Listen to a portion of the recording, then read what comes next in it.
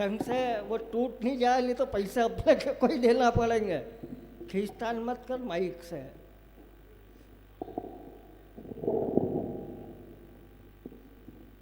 तो ये एक तो इतना जबरा है कि माइक यूं यूं करत हाथ में आ जाए। हेलो हेलो भाई साहब, प्रणाम करता हूं। मेरे भाई साहब उधर बैठे हैं, सैल्यूट आपको। किशनगढ़ के जानदार, शानदार, शोरदार, मौजदार श्रोताओं को इसका थोड़ा सा बढ़िया कर दो यार, थोड़ा बढ़िया कर। मैं पंडित आदमी भाई साहब प्रणाम करता हूं आपको। मंच पर बड़े बड़े कवि बैठे हैं, इधर बहुत बढ़िया कवि सम्मेलन चल रहा है, बहुत शानदार। सबसे पहले तो उस परमपिता परमात्मा का शुक्रिया अदा करो जिसकी कृपा से इतना भयंकर कोरोना काल निकलने के बाद भी आप और हम यहाँ बैठकर जीवित कविताओं का आनंद ले रहे हैं।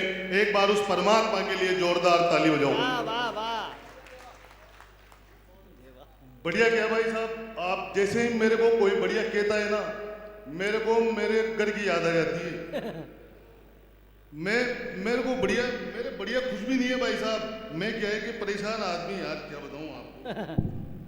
मैं सीधा सीधा ट्रैक पे चल रहा था और मेरे को डिस्टर्ब करते हैं वो कोरोना सारा। भाई साहब कोरोना में तो भारी भारी काम हो गए, आदमी पड़ा रहा घर पे।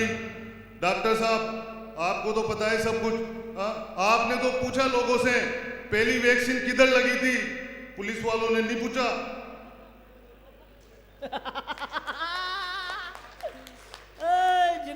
दड़ दोया भाई साहब, दड़ दोया।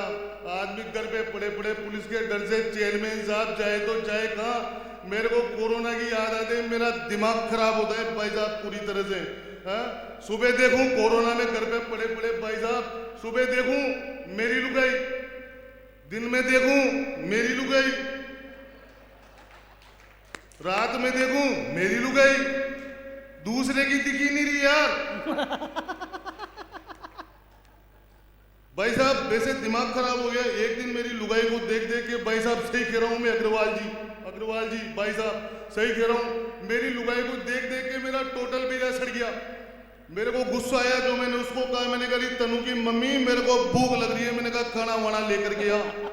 अब डॉक्टर साहब वो खाना लेकर के आई, अपन ने एक निवाला तोड़ा, मुंह में डाला, मेरा बेजा सड़ रहा था, मेरा दिमाग खराब। मैंने कहा तनु की मम्मी ये कैसा खाना बनाया तूने। मैंने कहा स्वाद ही नहीं आ रहा। अगली ने दिल पे ले ली भाई साहब, फोन कर दिया कोरोना सेंटर में, मेरे पति को स्वाद नहीं आ रहा।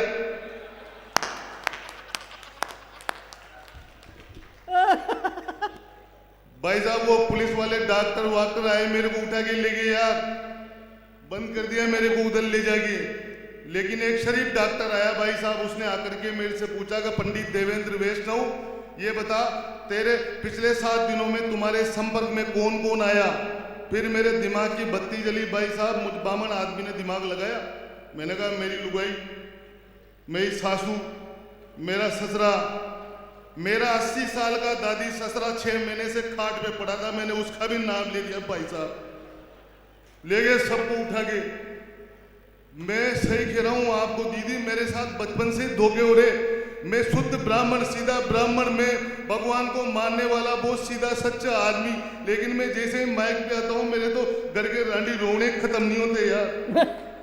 तुम्हारी कसम भाई साहब सही कह रहा हूं मैं आपको, मेरे बचपन से ही धोखे हो रहे। मैं पहली बार छोरी देखने गया भाई साहब, मैं तुम्हारी कसम भाई साहब पहली बार छोरी देखने गया।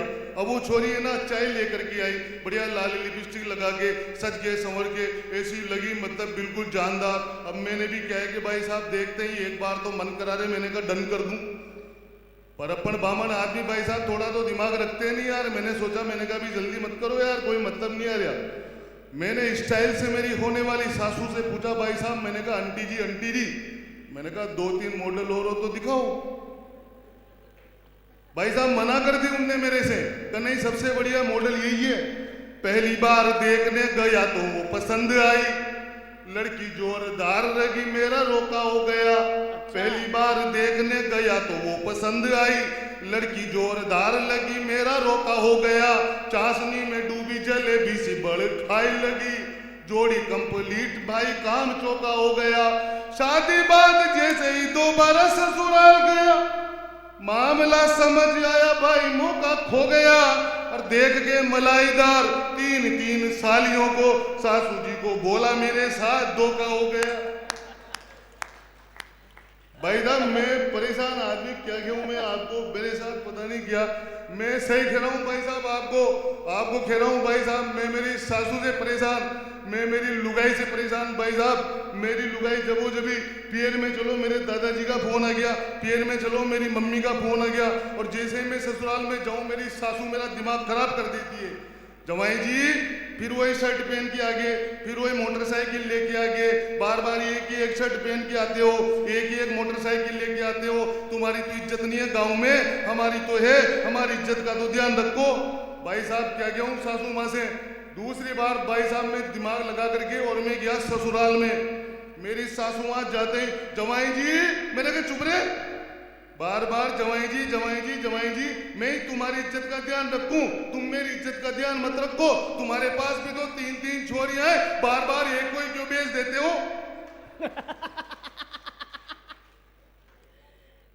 मैं दीदी सही कह रहा हूँ, मैं कविता पढ़ने आए थे इधर, मेरे ट्रैक चेंज हो जाता है, मैं क्या करूँ। मेरे तो घर की समस्या भाई साहब देखो, इधर मेरे चेयरमैन साहब बैठे, इधर चेयरमैन साहब ही हो ना, वो गया तो बहुत बढ़िया, मेरे साधु जी बैठे इधर भाई साहब देखो आप, इनका भी मैदान साहब और मेरा भी साहब, हमारे बीच में सब कुछ बढ़िया, लेकिन भाई साहब हम दोनों को ये समझ में नहीं आता सुबह का मुंह कहाँ तक धोना है। बाकी सब बढ़िया भाई साहब, प्रणाम करता हूँ मैं आपको। क्या मतलब आ रहा है, मेरे तो बहुत सारी दिक्कतें भाई साहब, एक से बढ़ के मैं भाई साहब मेरी पत्नी को क्यों, मैंने कहा तनु की मम्मी मेरे खाना बना दे, अजी के मेरे तो पैर दुख रहे हैं, मैं क्यों तनु की मम्मी मेरे चाय बना दे, अजी के मेरे तो हाथ दुख रहे हैं। भाई साहब कोई काम नहीं करती, तुम्हें पता है इस बड़ी जवानी में हमारे बेड पे कौन कौन सी दवाइयाँ तेरी रहती है यार, विक्स, जंडू बाम, ऐसे दिन आगे भाई साहब मेरा दिमाग खराब हो गया एक दिन, और मैं पहुंच गया मेरी सासू के पास। जाते ही मैंने मेरी सासू को कहा, मैंने मेरी सास को कहा जी सासू माता सुनो, आपने जो प्रोडक्ट दिया है अभी मंद है। मैंने मेरी सास को कहा जी सासू माता सुनो, आपने जो प्रोडक्ट दिया है अभी मंद है, और सर्विसों में मांगता है बार बार खर्चा ज्यादा, खरीदे हुए तो अभी हुए दिन चंद है, कंपनी का लाभ नहीं मिल पा रहा है मुझे, दूसरा प्रोडक्ट दे दो काम सारे बंद हैं। और सासू माता बोली अब कहां से लाएंगे प्रोडक्ट, सन 92 से कंपनी का काम बंद है। मजा बजा रहे हो तो सारे ताली बजा करके बताओ।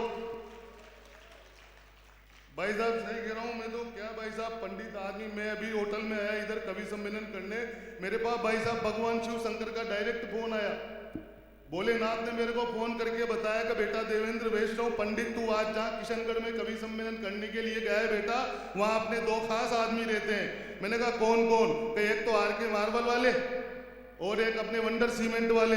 तो मैंने कहा प्रभु ऐसा क्यों, अरे का वो जब तेरी मम्मी माता पार्वती जी ने कहा था कि वो अपन ने सोने की लंका बनवाई थी, देश के बहुत बड़े वो हुए अपने विश्वकर्मा जी जिनको अपन ने टेंडर दिया था और सोने की लंका का निर्माण करवाया था, तो बेटा वो मार्बल और वो सीमेंट वहीं से आया था।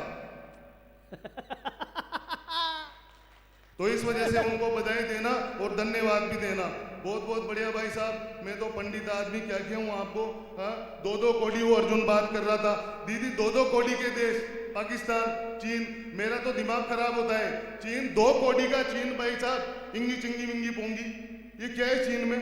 चीन में भाई साहब देखो आप, भाई साहब सही कह रहा हूँ आपको, 25 साल के जवान आदमी की लंबाई देखो आप चीन में, इतनी सी 4.5 फुट। 25 साल के जवान कड़क आदमी की आंखें देखो आप चीन में, इतनी सी, जैसे कि कोई नया नया छोरा पैदा हुआ हो, नए नए बच्चे अपने घर में। 4 पंक्तियों में अगर किशनगढ़ वालों के सामने उस चीन को निपटा दूं ना, तो फिर पूरा पांडाल मुझे हाथ खड़े करके तालियां बजा करके बताना कि पंडित देवेंद्र वैष्णव तूने सही कहा। अग्रवाल साहब सुनिएगा, प्रदीप जी सही कह रहा हूं मैं आपको, कि चीनियों की आंखें देखो शर्ट के बटन जैसी, मानो इंडिया में नवजात पैदा हुए हों। चीनियों की आंखें देखो शर्ट के बटन जैसी, मानो इंडिया में नवजात पैदा हुए हों, और लंबाई में लगेंगे वो केवल 4.5 फीट, लगता है खेत में चने के झाड़ बोए हो। कभी ना मिलेंगे लंबू 6 फीट वाले वह, पूछ लेना उनसे जो कभी चीन गए हो, और यदि गलती से दिख जाए 6 फुटिया तो मान लेना भारतीय बीज बोए गए हो। ये चीन भाई साहब 2 कोटी का चीन, वो पाकिस्तान देखो आप, पाकिस्तान का जितना 12 महीने का बजट नहीं होता ना भाई साहब, उतने के तो किशनगढ़ वाले अपने बच्चों को डायपर पहना देते हैं। ये चीन और पाकिस्तान क्या मतलब आ रहे अपन को फालतू बातों से। मैं तो पंडित आदमी भाई साहब, मैं एक बात बताऊं भाई साहब आपको, मैं यहाँ पे आकर के हंसा रिया और आपको ऐसे ऐसे बोल रहा, तो ये नहीं सोचना कि ये छोटा मोटा आदमी है। मेरा बहुत बड़ा खानदान भाई साहब, छोटा मोटा खानदान नहीं है मेरा। मेरे दादाजी का आसपास के 50 गांव में नाम चलता है। और मेरे दादाजी देश में एक बहुत बड़ी देवी हुई, उनके परम भक्त हैं। देवी का नाम बताऊं क्या? आदरणीय सपना चौधरी। सही कह रहा हूँ भाई साहब मैं आपको, बहुत नाम चलता है उनका। वो एक दिन मैं मेरे छोरे से परेशान भाई साहब, वो मेरा छोरा मेरे पास आ गया और मेरे को आकर के बोला, पापा जी मेरे को शाबाशी दो। मैंने कहा छोटे ऐसा कौन सा काम कर दिया रे तूने जो मैंने कहा तेरे को शाबाशी दूं? अरे कहा पापा जी मैंने खानदान का बहुत नाम ऊंचा कर दिया। मैंने कहा क्या करा छोटे? कहा पापा जी मैंने फेसबुक पे छोरियों के नाम से 5 आईडी बना रखी है। मैंने कहा साले छोटे फालतू काम करता है, 2-4 टिकाई भाई साहब मैंने जो रोने लग गया।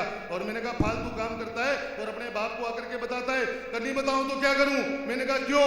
कि जिस पिंकी के पीछे तुम 2 महीने से पढ़ रहे हो मैं हूं। तुम्हारी कदम भाई साहब। आजकल सही कह रहा हूं मैं, आजकल टीवी चैनल के संस्कार क्या हो गए भाई साहब? आधे कपड़ों में छोरे नाच रही है भाई साहब, यार शर्म आनी चाहिए टीवी चैनल वालों को। आधे कपड़ों में छोरे नाच रही है, क्या जाएगी, कहाँ जाएगी अपनी आने वाली पीढ़ी यार? बताओ आप। अब वो एक दिन मेरी पत्नी पियर में गई, मेरा छोरा इधर सो रहा, मैं इधर सो रहा, अपन ने भी सोचा आनंद लो, टीवी चलाई भाई साहब। टीवी पे चल रहा था आधे कपड़ों में गाना, टीवी पे चल रहा था आधे कपड़ों में गाना, बेटे ने कहा दूसरा चैनल तो लगाना। राजू तू सो जा बेटे ये गरीब लड़की है, ज्यादा गरीब आए पापा मुझको जगाना। मजा आ रहे हो तो यार पंडित को ताली बजा के बताओ नहीं यार सारे। बढ़िया बढ़िया भाई साहब बहुत प्रणाम करता हूँ आपको। उधर भाई साहब भी ताली बजा रहे, इधर मेरे बेटे भाई साहब बहुत बहुत धन्यवाद आपको। आप आर के मार्बल वाले ही हो ना भाई साहब, तो वंडर सीमेंट वाले, तो बहुत बहुत प्रणाम आपको। अच्छा वैष्णव साहब है क्या? ये मेरा भाई है क्या? तुम्हारी करम भाई साहब, मेरे को पहली बार मारा पहना है किसी ने यार। मैं भावुक हो जाता हूँ भाई साहब, मैं बहुत भावुक हो जाता हूँ भाई साहब। बढ़िया करा यार, अच्छा करा, इसको माला पहनाई। ये सही कह रहा, पहली बार इसके तो शादी में भी माला नहीं पहनाई थी। वो मेरा सही कह रहा हूँ। ये मेरे को घटोत्कच कहते हैं भाई साहब, ये मेरे को कोई मोटा कह रहा मंचों पे, कोई मेरे को घटोत्कच कह रहा। अब मैं इन लोगों से ये कहना चाहता हूँ, मैंने कहा मैं मोटा हूँ घटोत्कच हूँ तो हूँ यार, मेरे बाप का माल खा रहा। क्या मतलब आ रहा? अपने अपने हिसाब से बॉडी बना ली, तुमने टेम्पो की बनाई, मैंने ट्रक की बना ली। क्या मतलब? अपना अपना काम ही यार भाई साहब। मैं थोड़ा सा ट्रैक चेंज करता हूँ और मैं वो ट्रैक चेंज हो जाता है, मेरे को बीच में कोई टोक दे। मस्ती की पंक्तियां पढ़ता हूँ, आनंद लेना। बगीचे के कई गुलाब देखो सेंट हो गए, आहा करो। बगीचे के कई गुलाब देखो सेंट हो गए, मोहब्बत के सब जुगाड़ परमानेंट हो गए। सरकार वाटर प्रूफ बनवाए लिपस्टिकें, आशिक बेचारे पथरी के पेशेंट हो गए। अच्छी लगी हो तो ताली बजा के बताओ यार। मैं ज्यादा देर नहीं हूँ आप लोगों के बीच में, मैं तो पंडित आदमी भाई साहब, मैं क्या कविता कर लूंगा यार, क्या मतलब आ रहा है। मेरे एक दिन परिवार नियोजन अधिकारी जी का फोन आ गया भाई साहब। अरे का पंडित देवेंद्र वैष्णव बोल रहा है। मैंने कहा हाँ, तो कल सुबह आके मिलो, अनुष्ठान कराना है। मैं पहुंच गया भाई साहब उधर सुबह 6 बजे ही। जाते ही मैंने दरवाजा खटखटाया, एक छोरा निकल करके आया। मैंने कहा तेरे बाबूजी कहाँ हैं? कभी काम कर रहे हैं, आप बैठो। दूसरा आया पानी का गिलास लेकर के, तीसरा आया चाय लेकर के, चौथे को भाभी जी स्कूल छोड़ने जा रहे थे, पांचवा पालने में झूल रहा था, छठा वहां प्लास्टिक की रेल चला रहा था। मेरा दिमाग खराब भाई साहब। मैंने कहा परिवार नियोजन अधिकारी और इसके इतने सारे छोरे छोरी, मेरा दिमाग खराब हो गया डॉक्टर साहब। मैं बैठा रहा वहां पर, 2 घंटे बाद वो परिवार नियोजन अधिकारी जी आए और आकर के बोलेगा पंडित देवेंद्र वैष्णव लिस्ट बनाओ। मैंने कहा नहीं, पहले मुझे ये बताओ ये कौन सा भ्रष्टाचार है? तुम परिवार नियोजन अधिकारी और तुम्हारे इतने सारे छोरे छोरी। अरे कि यार पंडित दिमाग पे लोड मत दो, इसके पहले मैं विकास अधिकारी था।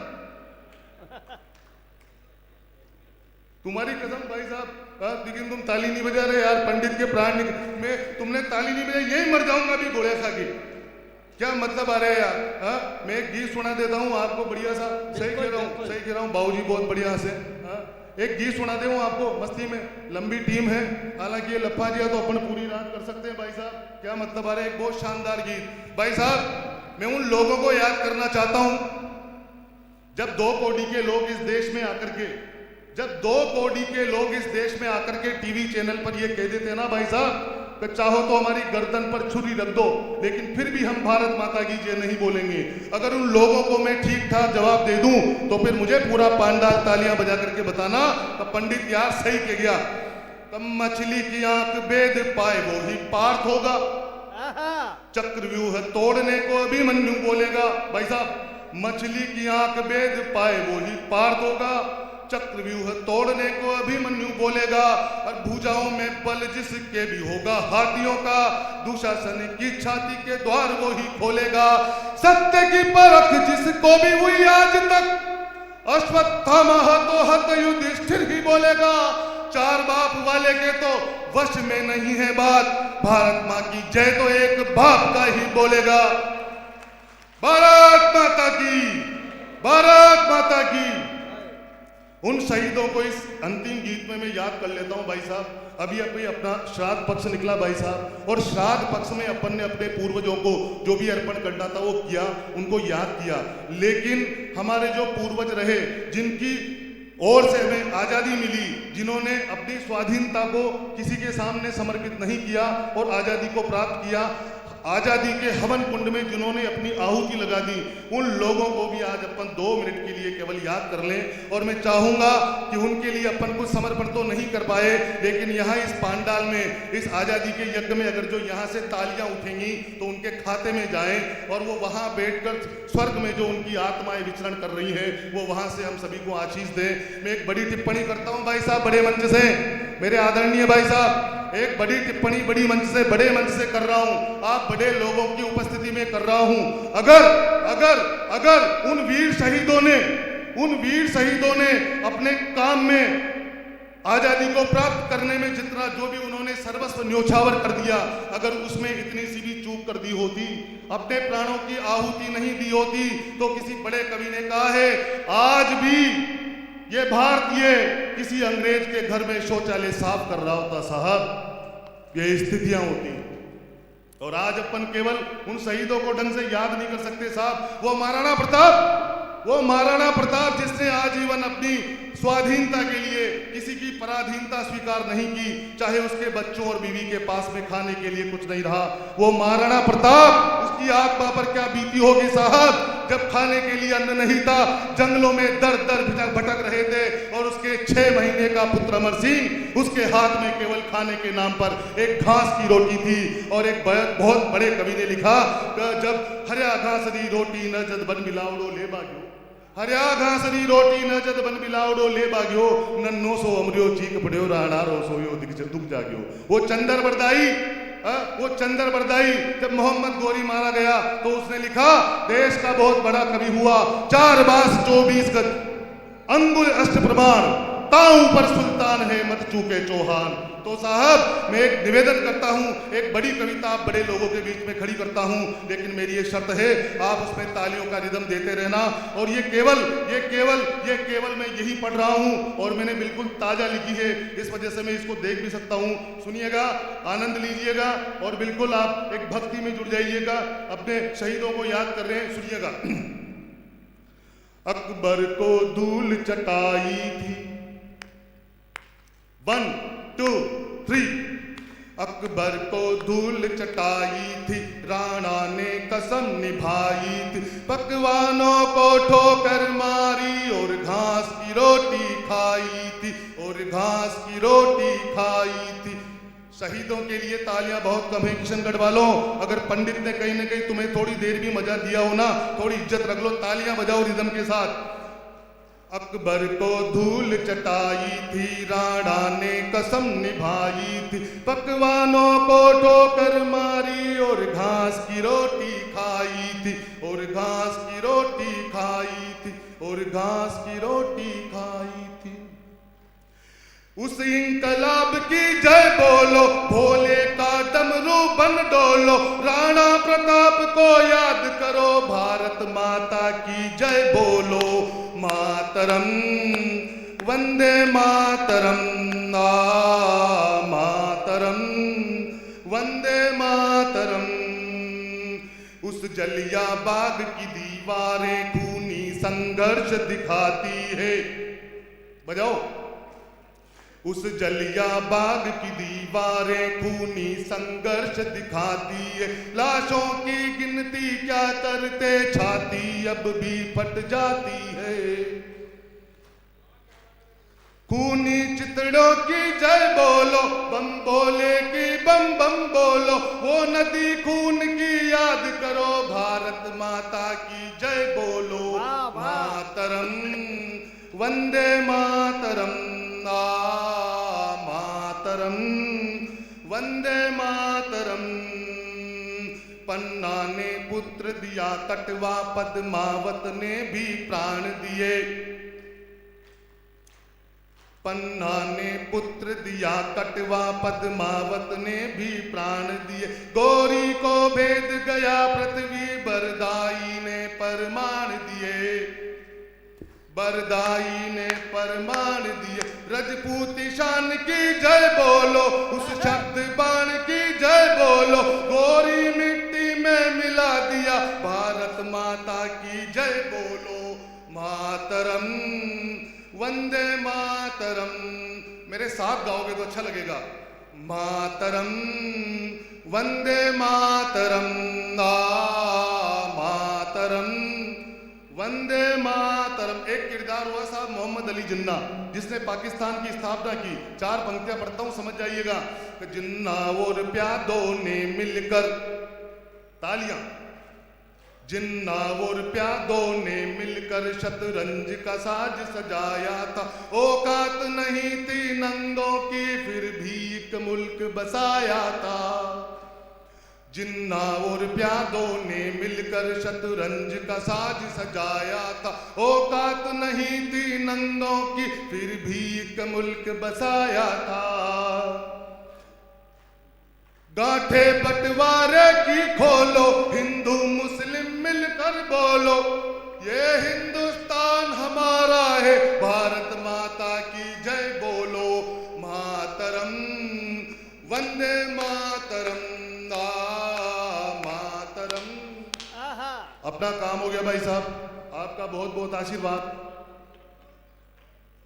कौन सी भाई साहब? वो भाई साहब मेरा ट्रैक चेंज कर दिया भाई साहब तुमने। मैं प्रदीप भाई साहब प्रणाम करता हूँ। भाई साहब ने कह दिया तो एक नए गीत की 4 पंक्तियां सुना जाता हूँ आपको मैं। हाँ, सुनना चाहते हो तो ताली बजा करके बता दो। एक अच्छा गीत, मुझ पंडित में दुखी क्यों हूँ, मेरी स्थितियां देखो भाई साहब। वो मैं एक अच्छा गीत 4 पंक्तियां सुनाऊंगा। मैं कोई फोकट की बात नहीं करूंगा। मेरे भाई साहब को प्रणाम करता हूँ, आपने मुझे नवाजा, प्रणाम, सैल्यूट आपको, बहुत बढ़िया। 4 पंक्तियां सुनिएगा।